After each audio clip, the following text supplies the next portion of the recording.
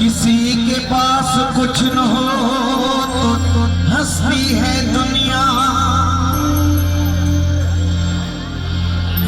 और किसी के पास सब कुछ हो तो जलती है दुनिया।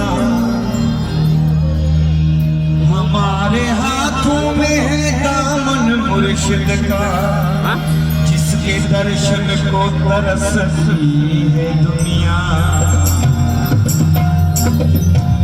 जब तक बिकाना था तो कोई पूछता न था, और जब तक बिकाना था तो कोई पूछता न था।